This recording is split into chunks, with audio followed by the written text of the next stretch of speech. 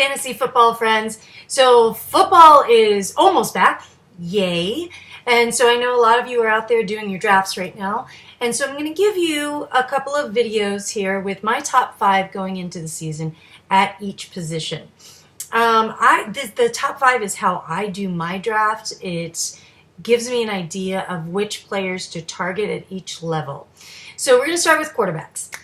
Quarterbacks. Now, I know a lot of people wait to draft their quarterbacks, and I get that if you're going to go for a mid-tier. I tend to play in PPR leagues, and so I don't want a mid-tier. I want one of my top 5 quarterbacks. In fact, last year, I was getting made fun of because I was the number 1 pick, and I took David Johnson. And then I didn't get to pick again, of course, till the end of the 2nd round, and I took Aaron Rodgers. And they were like, why are you taking that quarterback so early? Well, you know why? Because those 2 players could have won me every week. Every week. I could have benched my entire rest of my roster, and those 2 players could have won for me.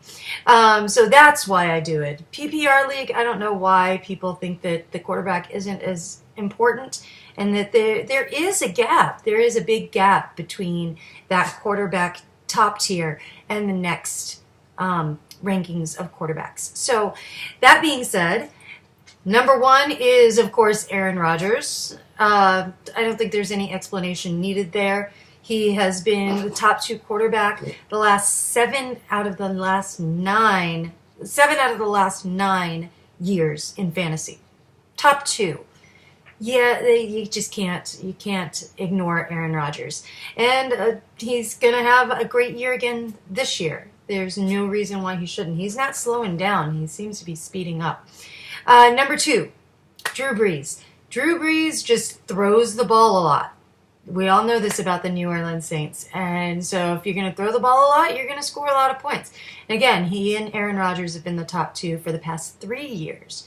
So those are numbers you can't ignore. If you can get either of those 2 quarterbacks, you're going to be doing all right in your fantasy league. Number 3, Tom Brady. Tom Brady, again, he's another one like Aaron Rodgers who just seems to be getting better. It's weird, but I'm really happy for him.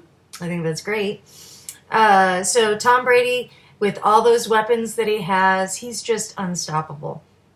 And he does put up great numbers as a quarterback. He doesn't just keep handing it off.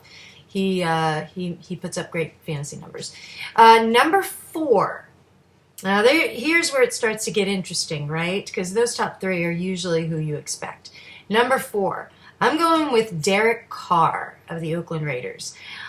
I like what they did last year. Their offensive line is better this year, so he's going to have more protection. Although he's a pretty big, strong guy, so he can take the hits. But he's going to be protected a little bit more, and he's got all those weapons at his disposal, and they are a heavy-hitting offense, and I like that in my quarterback. And then number 5 is probably going to be a big surprise, and it's probably what a lot of people are going to think is a stretch, but Dak Prescott. Everybody thinks he's going to have that sophomore slump. I don't think so. I think he's going to have a better year than last year. This is a guy who likes the work. He's hungry. He wants to win, and I love that.